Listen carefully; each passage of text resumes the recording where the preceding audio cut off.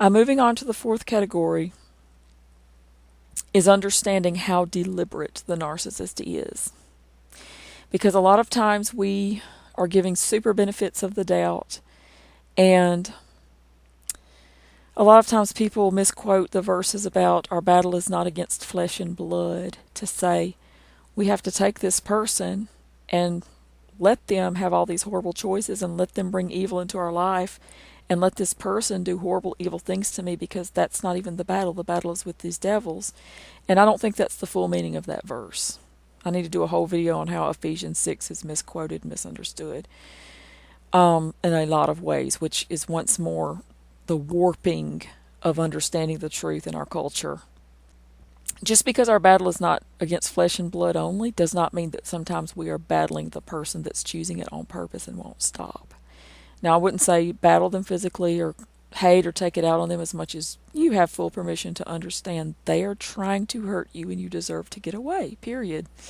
So you have to understand how deliberate it is, because it's very hard for someone who's been a sweet mama and a sweet grandma and been a sweet dad, a precious dad who always worked hard for his family and was very responsible and honorable as a man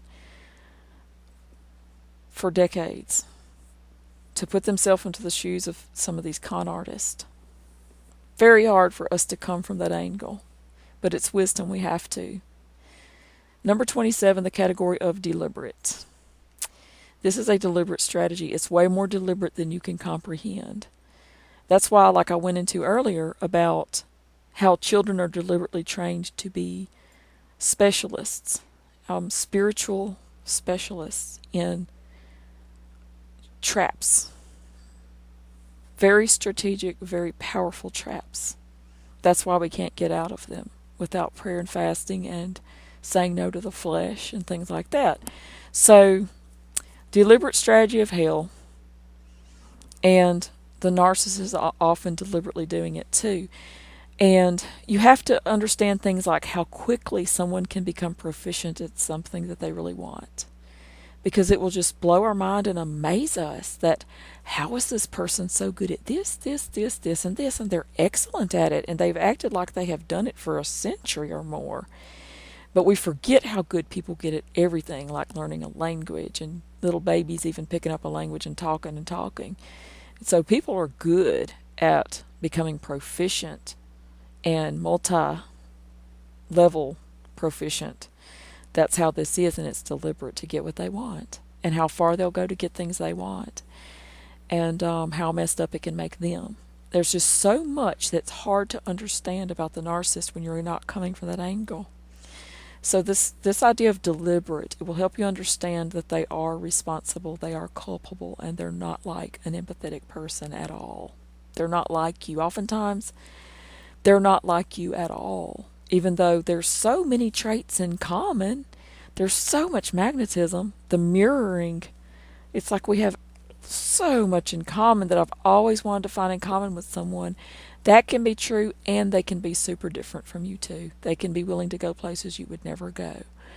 We need to have the wisdom to understand that oftentimes with everyone we know, because we know our version of that person, we know our version of the story, we know our version of what we know about what's going on.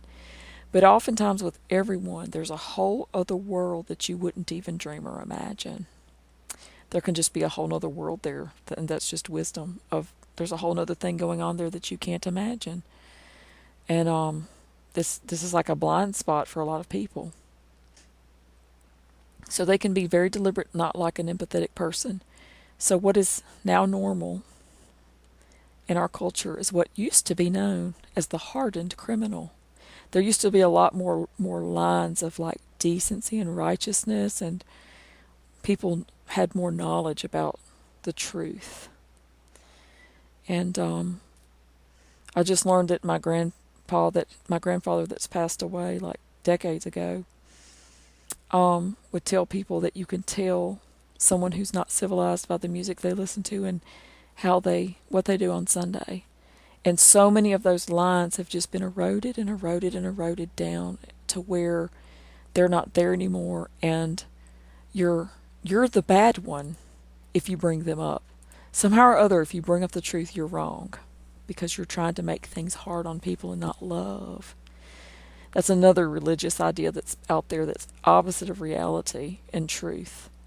And it's not the spiritual truth. Is that you're not loving someone if you give them the warnings of reality. You're not loving. We're supposed to just love and accept whatever, no matter what. And I know a lot of this seems preachy, but you have to be this way. It seems like you have to understand these things in order to be safe from the evil. It's just reality. It's not preachy. So, it's now normal to be a hardened criminal. Even in someone's mind and heart, that's normal.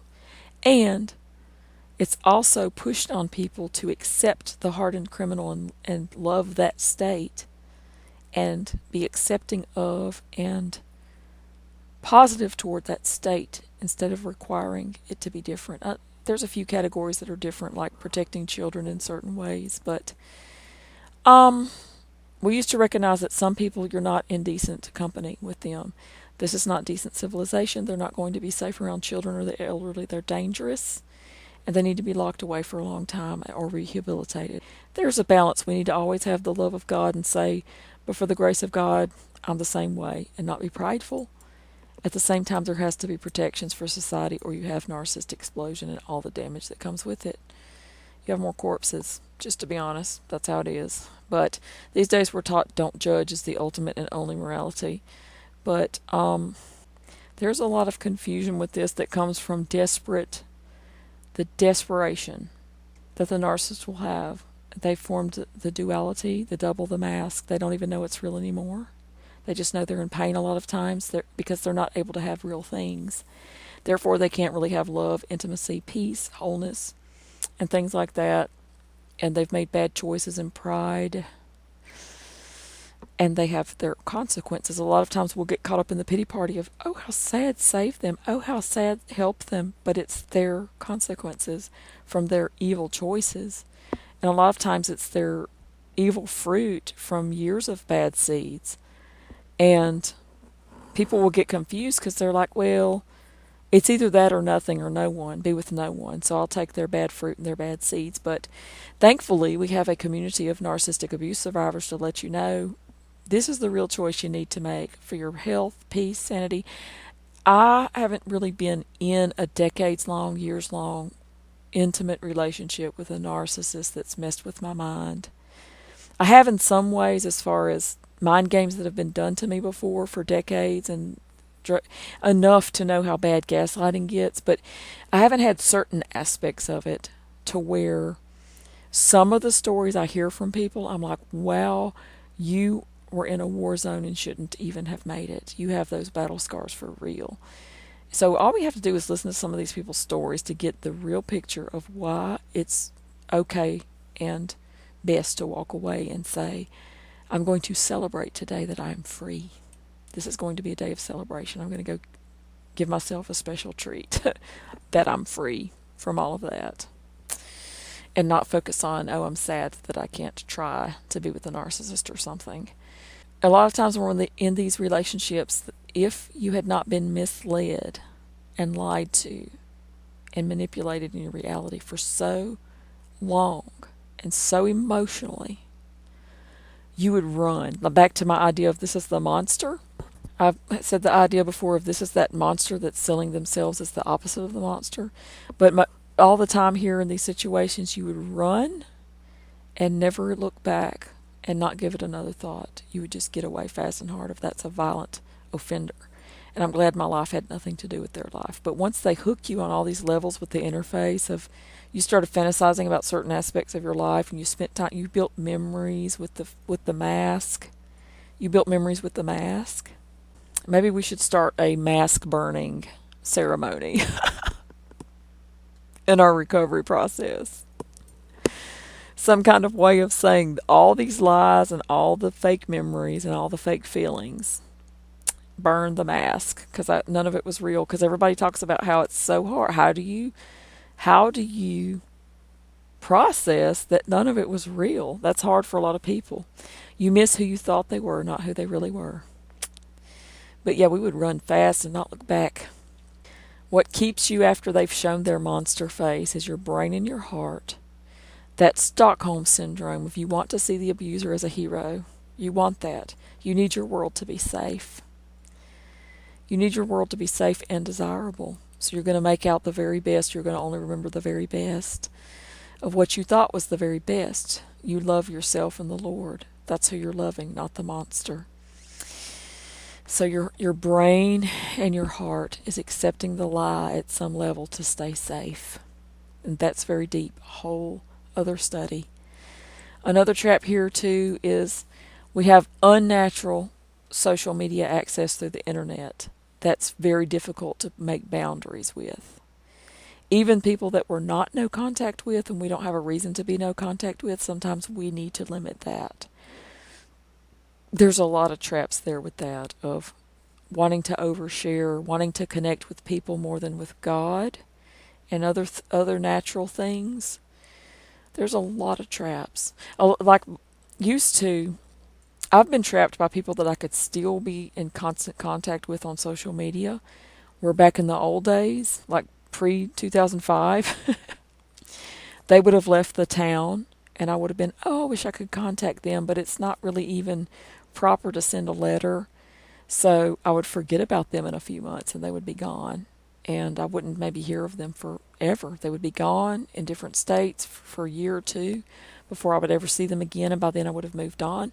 Whereas social media had me always able to watch everything they were doing, and that was not healthy. So it's good to recognize it can be super unhealthy with social media.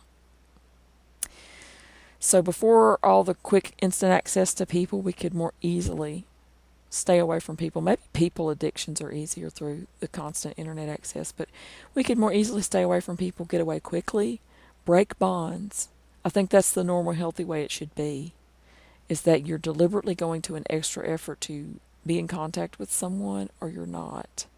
It shouldn't be just you're there with them. And I think that even becomes spiritual, and you can have soul ties a lot quicker because you can just be there with people like that. So we need to just recognize that that can be a problem and that we might have to take extra steps to be away from that more. Just knowing that helps. But the narcissists, they secretly make choices that they won't share with you and that they know will make you suffer. So they'll make the choices secretly. It's deliberate. So that they can benefit, and they don't really care. Either they're malicious and they want you to suffer, or they don't even care what happens with you.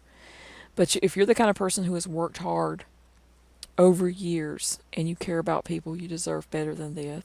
They'll always offer you, with their lies, the first language of lying, they'll offer you what you deserve. They'll offer you what you want, what you deserve, what you worked hard for, but they can't provide it. And sometimes they absolutely don't care. Sometimes they'll think they're trying. They'll really try to quit their addiction or whatever. But sometimes they just don't care. And sometimes they know that they're going to just lead you along as far along as they can. What they cannot offer you is safe, stable, clean, long-term, trustworthy, solid. They can't offer that at all.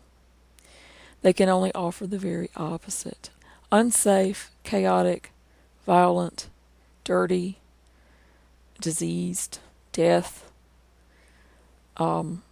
pain, disappointment, heartache, heartbreak, ultimate heart crushing. Very multiple short term. If something in their life appears long term, it's a lie. They've got short term everything. They've got wild porn habits, you name it. And some crazy sidekick of theirs may think that they're cool with that, but to me that's just not only is that not peaceful, addictions aren't peaceful, inviting the devil is not peaceful, ungodly and wicked is not peaceful, crazy wild porn habits are not peaceful, even though there's people who are debating a lot of times on social media that I see that it's cool if your partner watches porn, sometimes it's not that important. But once you know the Lord and have a good relationship with God and are a woman of God, You know that the darkness cannot walk with the light. You know what that really is. Things like that really are. In this wild demonic chaos, it's just no. And there's no peace there at all. And it's destroying your spiritual life. That's the very thing that you have to treasure at all cost and protect. They can only offer the very opposite of what they're promising. Therefore, someone who will lie, if they'll lie at that level, they're going to be the slimiest, most dangerous criminal to your mind, to your life. Sadly. And they deserve to never hear from you again. I like how Dave on Narcology Unscripted said, they don't deserve to see your face or ever hear your voice again. I was like, dude, that's harsh. And then I realized it's so true. And he seemed to be a little bit more aware of their malicious deliberateness than I'm even willing to accept. But if you have sacrificed correctly in your life enough, no one's perfect. You deserve to be completely free on every level. Not wondering what it could have been, not confused. The cognitive dissonance back and forth of, but some of it was salvageable and good, and some of it was the new person's going to come along and change them and they're going to be good now. That typical lie. You don't deserve to be caught up in this confusion level of it was okay, you just didn't know how to work it, you just didn't know what you were doing. You were the completely horrible person for them, because oftentimes we're the best person for them because we're telling the truth in reality. So, pat yourself on the back for that one. A person who is deliberately evil at different levels, and they're going to disrespect you fundamentally. You're just not going to have a lot in common. It's not going to work, and they're going to be very disrespectful fundamentally, and as you go on, it's going to grow. They're going to deliberately see the worst in you that they can conjure or lie about and bring up, and try to grow and build horrible things in you and break down good that you have, and sadistic and deliberate. And just from the general disrespect that they have, they can't imagine that other people are different from them. They disrespect themselves terribly. They disrespect God. They disrespect reality, and they also downplay and downgrade it all. Devalue all of those things. Yet you don't deserve to have to go on the back and forth of you're not seeing the depth of how really bad it really is enough. If you're still caught in back and forth, you're not seeing these things, and so it will be good for you to keep reviewing the information. There are bucket loads of lying. Remember that that's their first language, and they will lie in a heartbeat and on purpose and deliberately. Sometimes the people, we catch them lying about things they don't even have to lie about to cover themselves. It's bizarre. Oftentimes at some level they want to see you hurt, if not immediately, sadistically. Before long, they'll get angry at how different you are, and they will go to the low-life level of they want to see you hurt. They get vindictive. They've got to get you back for things you're not even doing on purpose, just because you're so different. They've got to get you back. They've got to get you back for drawing a boundary. They've got to get you back for saying, you can't always be in the bathroom when I'm in the bathroom. Just little stuff. They've got to get you back for telling the truth. They've got to get you back for being different. They've got to get you back because you got a promotion at work. It's just all kinds of evil that you don't deserve. Especially when you introduce reality. They need retribution for that, honey. How dare you be real? How dare you bring reality in ways that you'll never even fathom? That's why we ask each other tons of questions like, what is this? They need to punish you. They need to punish reality and truth and consequences and boundaries. You must pay. Also, you completely belong to them forever, even if they go on and marry 3 other people and have children with those people. You will always belong to them forever. It is deliberate. And always keep in mind, too, that evil, the things we can't fathom about how this works, I probably haven't even written it all down, and mapped it properly. So feel free to leave in comments if you know a tip here. Evil is number 28, since it's not peaceful, and since it's vicious, since it's deliberate. Evil is number 28. Never idle, not accidental, deliberate, always lurking, striving, growing. How can it take advantage? That's part of one of the attributes of what the Bible calls a dog. And being a dog is being vicious and unbridled and just going. I mean, there's some times where it's good to do that and fighting for what's good when you have to fight. But there's certain aspects to just a vicious, horrible, malicious dog that won't think and will rip something all to pieces.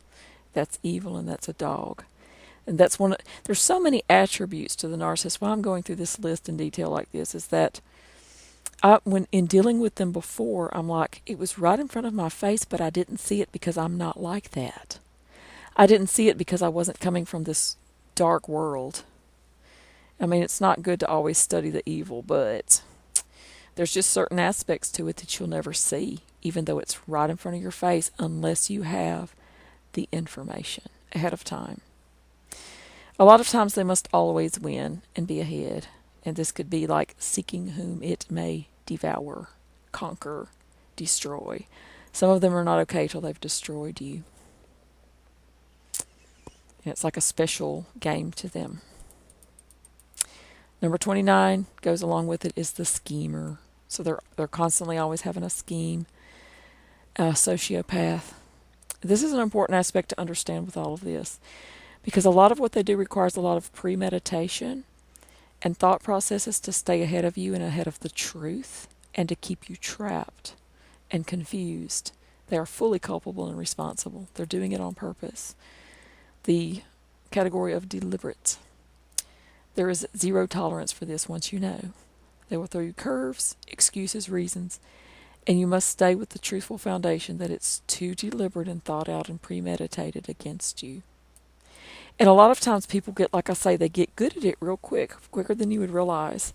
A lot of times they're scheming day and night. They are deliberate and thoughtful, or that they have these regiments that they follow that work easiest to con people. That's why they're all like reading from the same book, even though they've never met each other. Because they've done it so much. This is like part of the curse of the serial fornicator. They've done it so much. So you're in there. Imagine being a little fish in the water. It's like this same hook has been used on a whole bunch of fishes. This is what's used. This is the game. Some of them scheme day and night. There's a complaint a lot of times that they stay up all night because they're demons, or their wild energy of wild chaos, or their memory haunts them. So they will distract you to take care of their business so they can plot and have freedom to hurt you. Like they'll get you to take care of the things for them. An emergency. Oh, go take care of the things, the minding your own business theory. If they were minding their own business properly, they wouldn't have all this freedom and energy to do their evil, basically. This is not clean. It's not righteous. It's not humble. It's not innocent. And they feel completely entitled to your time, hard work, energy, thoughts, ideas, money, and everything you have, all of your resources, to constantly uphold pure evil, to constantly help them destroy you. They're entitled to your things so that they can constantly destroy you. And any resistance to that is a narcissistic injury with rage. That's what this is. That's what the design is. So most of them are number 30, tricksters. Tricksters and con artists. Kind of like Ted Bundy, proud what they can get away with, secretly prideful and bragging about it. And a lot of them, they're not, some of them are like hardcore cowards, but a lot of them really aren't scared of getting caught because they're such in strong lustful desire and addiction. They get addicted to the thrill of cheating. Some of this stuff to me is so foreign. It's so foreign. But whatever. Okay.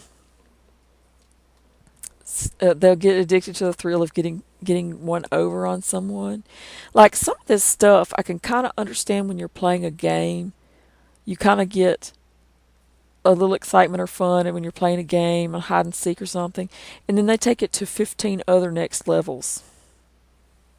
Plus, they don't mind murdering folks while they're up in there, while they're doing it. Whatever. That makes no sense, really. I think I just have too many boundaries of decency somewhere.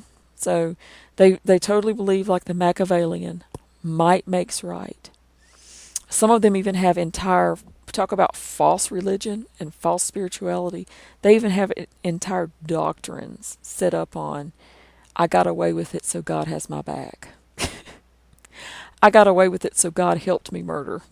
I got away with it so God helped me steal. That was God having my back and giving that to me that day. That's how far they take their might makes right. A lot of times, like, we can't depend on circumstances, situations, coincidences. What do they call that when things just fall together into a certain way? We can't depend on that, or feelings. We have to depend on the Word of God, especially when it's overwhelmingly obvious. If you're going against the Word of God to cheat, scam, and lie to someone, that's not God helping you do it. That's not God helping you get ahead. And that's another thing. People are more about my blessing from God as a religion than they are about the truth of the Word of God first, and me and my blessing takes back seat. Just so many twisted versions of truth and God out there. So they will cheat on everyone and anyone constantly. They're always cheating because of all of the things that are going on. The addictions, the no decency, the no morals, the no boundaries, no righteousness, no empathy. And did I say addictions? The lying. It's just amazing the levels of cheating that I've heard about, the amount of cheating, the number of wives men can arrange to juggle in different states, in children and families. These just crazy, amazing, because that's how they have to get so good at manipulation too. So they will cheat on everyone and anyone. Just count on it. That's why you don't get jealous of new supply. They may be fine with being cheated on with 15 other very STD-riddled people, even. That's cool if they're fine with that, but that's nothing you're jealous of, ever, ever, ever. They're automatically always cheating on everyone and anyone constantly. Viciously, spitefully cheating. They are viciously, spitefully cheating. Not only are they cheating but they're cheating when they're mad at you.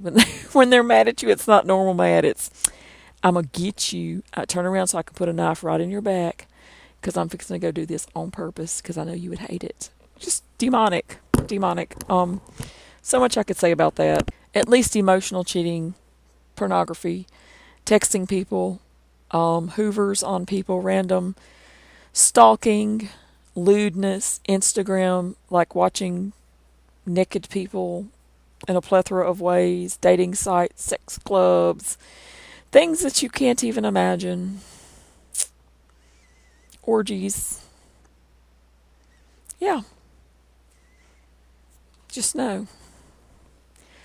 And they deserve to be dumped by everyone forever. Number 31. They are completely culpable and responsible for harm. This is not innocent. This is not accidental. This is extremely evil. Although in their false way of lying and thinking about things and compartmentalizing, they're convinced that God has their back. God's blessing them, and they're right. They'll justify everything. This is the mind of a liar. It's astounding. It's astounding.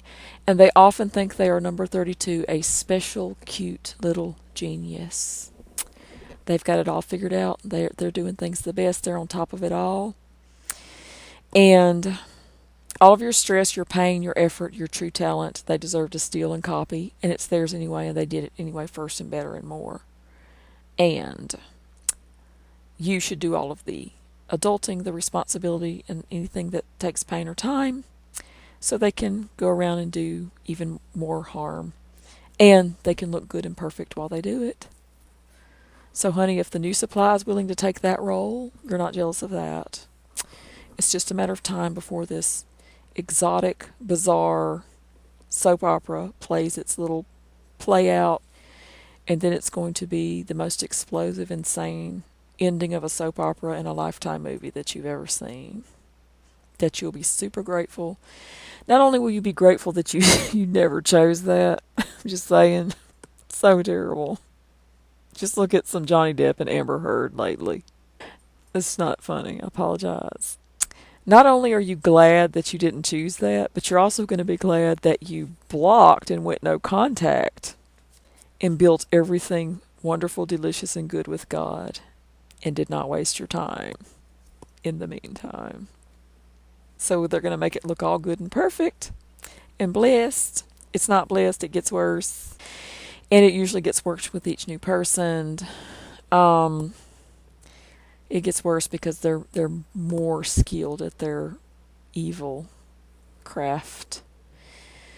So for the new supply, the love bombing might be greater and last longer and look more realistic because everything is worse.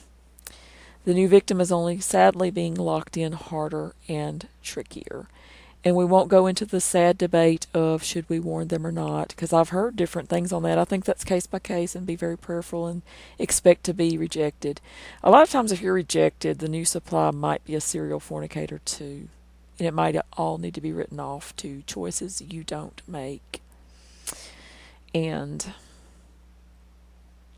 But the new victim, not supply, even the victim, they're being locked in harder and trickier. And sometimes you have to walk away and say, not to my business. I'm building wonderful and good so that when the Johnny Depp Amber Heard comes out on them, in the meantime, I had wonderful good things, So, next category, number 5. It's worse and worse. And generally, number 33, cursed.